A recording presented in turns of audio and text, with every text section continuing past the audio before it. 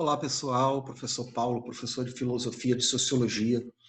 Hoje, continuando, né, depois das atividades aí, vamos continuar na sequência de filosofia, um movimento que a gente viu ali, um movimento anterior, que foi o movimento do Descartes, do racionalismo, né? A gente vai ver agora uns caras que vão contrapor ele, né? Vai ser, na verdade, um lado A versus lado B, que a gente vai ter na filosofia praticamente durante todo o período moderno, tá? Uns caras que eram racionalistas e outros caras que eram empiristas, tá? O Descartes a gente viu como principal racionalista, tiveram outros mais a nível de, de concurso, a nível de Enem, o Descartes é o mais famoso. Agora, dos empiristas, a gente tem principalmente aí três empiristas ingleses, tá? Empiristas, quando a gente fala, empiristas a gente fala de experiência, de ciência, tá? E é todo um momento que a gente está vivendo ali durante a Idade Moderna de retomada da ciência, uma revolução científica, tá? Principalmente aí no século XV, né? Então a gente tem a revolução científica, todas as ideias, né, vistas de uma forma que a ciência pudesse comprovar, né? Você tem aí movimentos ali até religiosos, como a Reforma Protestante. Você tem movimento das artes, como o Renascimento Cultural, né? Você tem as grandes navegações que descobrem novos lugares no mundo. E você tem esses empiristas, né? Inclusive a gente vai ver um hoje que é chamado John Locke. O John Locke, esses caras, eles não eram só filósofos, né? Eles eram matemáticos, eles eram políticos, eles eram escritores, eles eram um monte de coisa, né? Então o John Locke que a gente vai ver hoje é o mesmo John Locke que a gente vai ver no contratualismo lá na frente, né? É um filósofo contratualista, é um filósofo empirista, é um cara sensacional. E a gente vai ver hoje, dentro das ideias do Locke, depois a gente vai ver aí o Francis Bacon, que também é um inglês, né, numa próxima aula, e depois a gente vai ver o David Hume, né? Então são esses três aí empiristas que vão fazer parte aí para a gente entender esse movimento, o que ele vai contrapor aí com o racionalismo do Descartes, tudo bem? Então, o John Locke, ele vai, a gente vai ver alguns detalhes, e aí a gente vai precisar retomar um pouquinho o racionalismo, né? Mas alguns detalhes desse empirismo que vão ficar muito clássicos, tá bom? Principalmente a questão dos sentidos, a questão da experiência, tudo bem? A experiência sensorial, que o Descartes não aceitava, tudo bem? E esses caras, eles vão falar que isso é importante. A gente vai ver algumas características aí hoje do John Locke, né? Que são importantes, que caem pra caramba em concurso, vira e mexe, e é um ponto importante da nossa filosofia, tá? Esse duelo, né? Essa competição entre racionalistas e empiristas. Tudo bem? Então vamos lá, vamos começar. Eu vou compartilhar o material com vocês para a gente começar a aula. Galera, tem um pessoal me perguntando o que escrever no caderno, né? Eu compartilho essas telas com vocês. Na verdade, isso aqui é um roteiro importante, né, de tudo que eu estou falando. Então, o material do estudo dirigido que eu passo para vocês é importante, mas para o caderno eu acharia legal essa configuração aqui que eu estou colocando, né? Então, empirismo John Locke como título aí do material, né? E todas essas letras maiores aí como subtítulos, tá legal? E o que eu for mostrando, vocês podem ir pausando e podem anotando. Tudo bem? Então, o empirismo John Locke, a gente sempre quando lembrar dos empiristas, né? Sempre quando a gente lembrar dos empiristas, a gente lembra de experiência, tá? E outra coisa que a gente pode estar pensando em empirismo é ciência, tá? Experiência, ciência e sentidos, tá? Os sentidos para esses caras vão ser importantes. Mas, para o John Locke, o conhecimento, como eu disse, ele vai partir da experiência.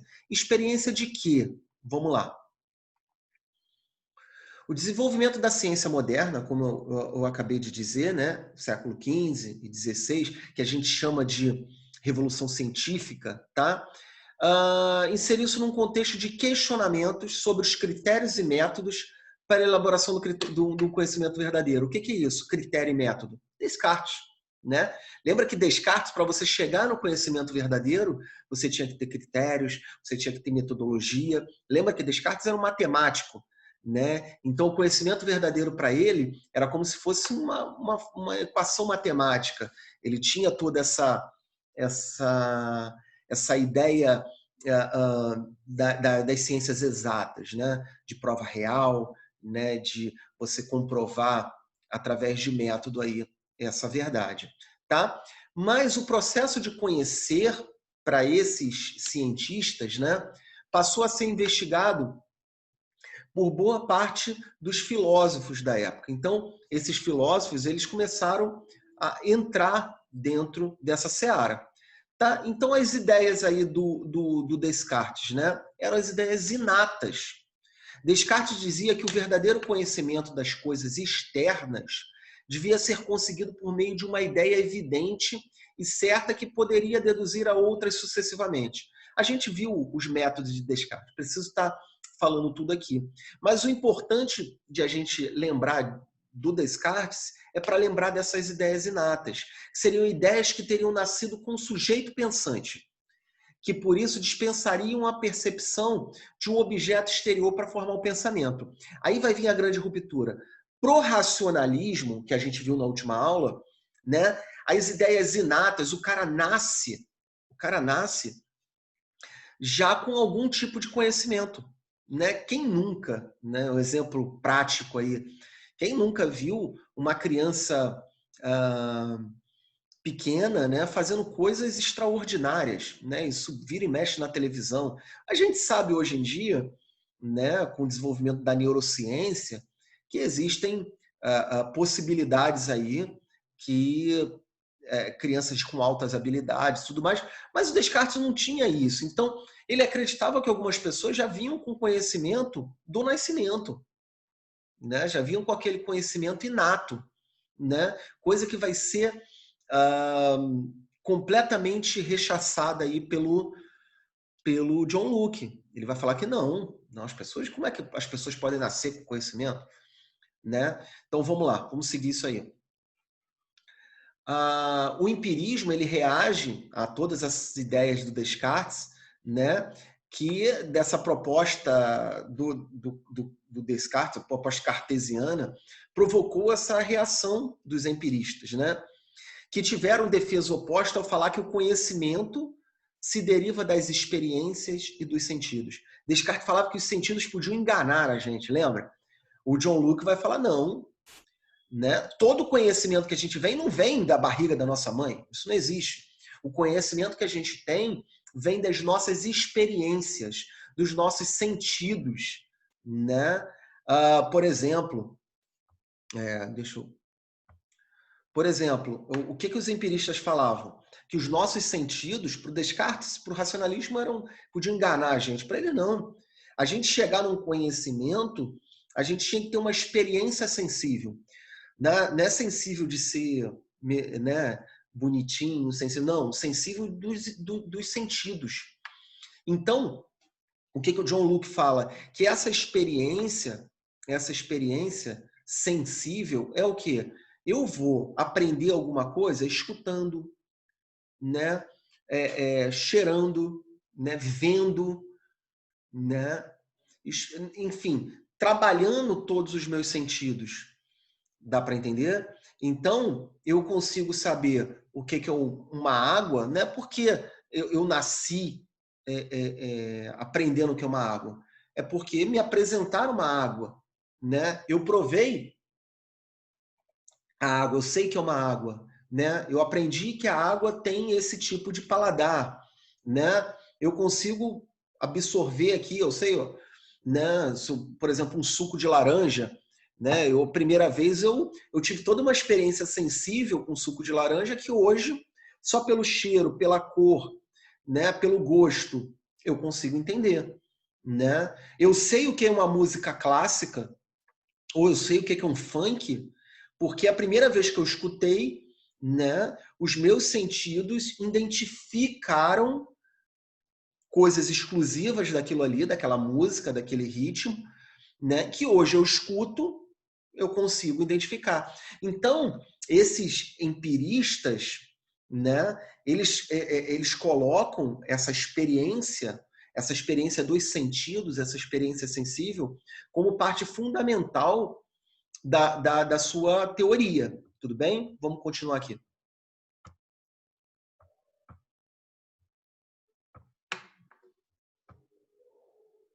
Né? Então, o livro do John Locke é um ensaio acerca do entendimento humano. Na verdade, ele tem 2 livros com esse título, Ensaio acerca do entendimento humano. Ele vai... Só um minutinho. Esse livro é de 1689, lembra que eu estou falando de século XV. Depois, quando a gente for falar sobre filosofia política, a gente volta no John Locke, né? Mas nesse momento vamos ver o John Locke aí como um filósofo empirista, um filósofo das ciências, né? Ele demonstra, principalmente no seu trabalho, a crítica a esse inatismo cartesiano, com essa coisa de a criança nascer com conhecimento, então eles estão criticando isso aí. Lembra que eu falei lá do A, do B, né? E aí ele vai gerar uma teoria. Se ele está criticando, ele tem que em algum momento explicar o porquê disso. Né? Então ele gera uma teoria chamada teoria da tábula rasa. Tá? Para ele, ao nascer, a nossa mente seria como uma folha em branco e será preenchida com as experiências sensíveis e seu processamento. Então, para o John Locke, a gente nasce como uma folha em branco, não é isso? E todas as experiências que a gente vai tendo na vida vão sendo preenchidas nessa folha e vão criando, né, o nosso ser, né, o processamento da nossa mente. Como eu dei o exemplo do suco de laranja, da música, né? A gente nasce, nunca toma um suco de laranja, mas ao longo da vida a gente vai tendo experiências com aquilo ali, né?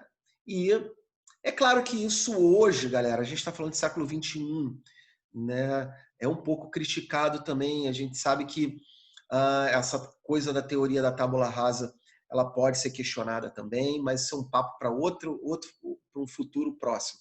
Tudo bem? Então, lembrando, a gente tem o Descartes lá com o racionalismo, que ele fala sobre o inatismo, que a gente nasce com alguns conhecimentos, e tem o John Locke aí, que vai falar que a gente precisa dessa experiência sensível, que a gente nasce como uma folha em branco, uma tábula rasa, e a gente vai sendo preenchido, nosso conhecimento vai sendo preenchido ao longo da vida. Tudo bem?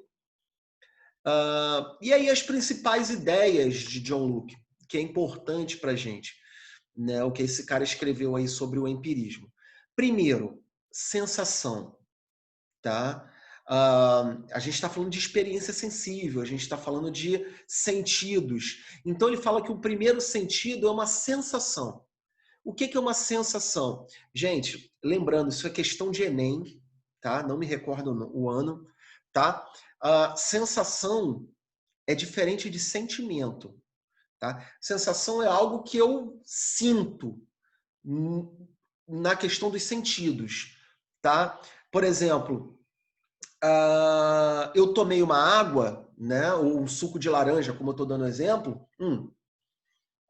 eu tive uma sensação através do quê? Dos meus sentidos, que são moldadas pelas características externas que eu estou vendo. Né? Eu peguei aqui, sei lá, um lápis, né? Eu peguei um lápis. Quando eu pego esse lápis, eu tenho uma sensação de que isso aqui é um lápis. Por quê? A experiência externa que eu estou tendo desse lápis, né, me faz a crer que isso é um lápis. Tudo bem? Em um segundo momento, né, você tem uma reflexão, tá? Mas essa reflexão é uma análise o quê? Interna sua, tá? Eu tenho a percepção, né, de algo, uma sensação, né? É uma sensação, mas é uma coisa mais interna minha. É uma coisa mais de uma percepção ligada, né, ao meu interior, né? Por exemplo, a água, né? A água tem as suas características, mas quando eu preciso tomar uma água, essa água entra no meu corpo e eu tenho uma sensação, né, uma reflexão de que essa água está me fazendo bem, né, que tem características mais interiores do ser humano. Tudo bem? Então, o John Locke, ele, na sua teoria, né, ele é o primeiro cara que estipula essa coisa dos sentidos como uma forma de você chegar a um conhecimento verdadeiro, né, diferente aí é, do racionalismo, tudo bem? Então, coloquem isso na cabeça de vocês, tá? Essa diferença aí, que nas próximas 2 aulas de filosofia, a gente vai ver filósofos empiristas que, através desse gancho do John Locke, dessa coisa do sentido, vão estar aprimorando mais isso, tá? Vão estar aprimorando mais essa questão de você atingir um conhecimento verdadeiro, de você chegar na verdade, sempre utilizando essa coisa dos sentidos, né? Dessa experiência sensível que a gente tem através dos nossos sentidos. Tudo bem? Então, esse é o primeiro autor, tá? A gente falou aí das principais características dele, tá? Ele é o primeiro cara que questiona realmente a questão do racionalismo, e a gente só vai ter uma resolução disso aí com Kant, tá? Que isso é bem mais lá para frente. Tudo bem? A princípio, a gente vai passar um longo período aí de briga entre racionalistas e empiristas. Tá bom? Espero que tenham entendido a aula, uma aula mais curta, tá? Mas que tem coisas muito importantes que vocês têm que levar aí como conhecimento da nossa filosofia. Tudo bem? Grande abraço e fiquem com Deus.